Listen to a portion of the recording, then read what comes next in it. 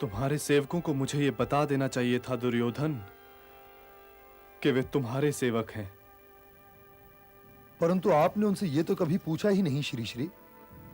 आप तो हर पड़ाव पर केवल उनसे यही कहते रहे कि आप उनकी सेवा से अति प्रसन्न हैं और आप ज्येष्ठ भ्राताश्री से उनकी प्रशंसा करेंगे।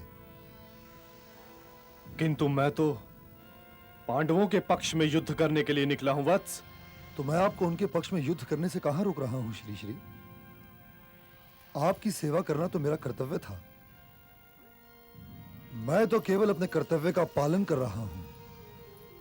किंतु चाहे वह अनजाने में हुआ हो, मैंने तुम्हारा अतिथि सत्कार स्वीकार किया है और इसीलिए मैं तुम्हें आशीर्वाद दिए बिना तो जा ही नहीं सकता। कुछ मांग लो। मैं आपसे क्षमा चाहता हूं श्री श्री, परंतु मैं अतिथि सत्कार का व्यापारी नहीं हूं और मैं उस सत्कार का मूल्य भी नहीं ले सकता, चाहे वो मूल्य आप अपने आशीर्वाद की मुद्राओं से ही क्यों ना चुकाना चाहते हो। तो फिर युद्ध करो, क्योंकि मैं तुम्हारे आभार का बोझ लेकर रणभूमि में नहीं उतर सकता। मैं आपसे एक बार और क्षमा चाहता हूं श्री श्री। आप मेरे अतिथि हैं और मैं आपसे अपने ही शिविर में युद्ध करके आतिथेय की मर्यादा का उल्लंघन नहीं कर सकता। तब तो तुम्हें मुझसे कुछ मांगना ही पड़ेगा वत्स, मांगना ही पड़ेगा। अरे प्रिय दुर्योधन, ये आदेश है, आदेश। और अपनों से बड़ों का आदेश ना मानना असभ्यता का प्रकटन है, समझे? अरे अब तो तुम्हें कुछ मांगना ही पड़ेगा। चिंता ना करो भांजे। अरे जैसे मैं तुम्हारा मामा हूँ, वैसे ये भी तुम्हारे मामा श्री है। मांग लो, मांग लो।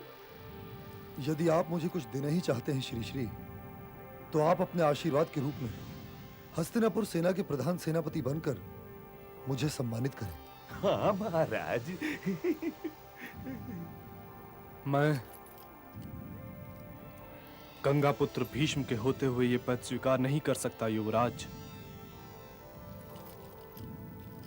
तो फिर आप मेरे सारथी बनकर मुझे सम्मानित कीजिए। अर्जुन के सारथी वासुदेव होंगे महारथी शल्य, मुझे भी उतने ही उच्च कोटि का सारथी चाहिए। तो ऐसा सारथी पूरे संसार में आपके अतिरिक्त और कौन है? उधर से अर्जुन, इधर से मैं, उधर से वासुदेव, इधर से आप और सारा संसार साक्षी। इस युद्ध में मुझे गुरुश्रेष्ठ परशुराम की लाज रखनी है महाराज। मैं ये नहीं चाहता कि इतिहास ये कह सके कि आचार्य द्रोण का शिष्य अर्जुन धनुर्विद्या में परशुराम शिष्य कर्ण से श्रेष्ठ है। धनुष मेरे पास भी है राजन, और धनुष अर्जुन के पास भी है। बाण मेरे तुणीर में भी है और बाण उसके तुणीर में भी है।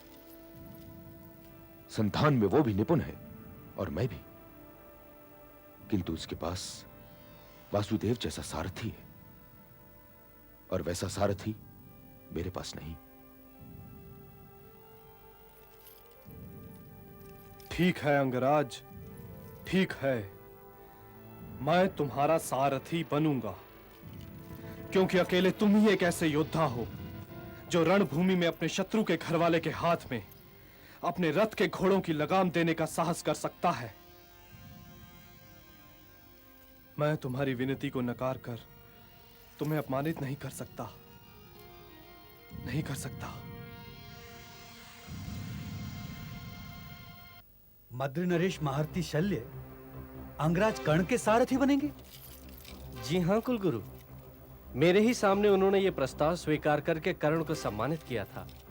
उनके सारथी बनने से तो अर्जुन और कर्ण के द्वंद्व युद्ध की रूपरेखा ही बदल जाएगी। वासुदेव कृष्ण के अतिरिक्त उन जैसा सारथी आज संसार में नहीं है, और कदाचित कल भी नहीं था। मैं तो आप दोनों को यही सुखद समाचार देने आया था। और मद्र नरेश है कहां? वे भ्राता श्री युधिष्ठिर से ये कहने गए हैं कि वो हमारे पक्ष में ही युद्ध करेंगे। मुझे तो लगता है धीरे धीरे भ्राता श्री के सारे महारथी टूटकर इधर आ जाएंगे। और वे अपने 4 अनुजों के साथ रणभूमि में खड़े रह जाएंगे। प्रणाम, मुझे आज्ञा दीजिए। प्रणाम, आज्ञा चाहता हूं।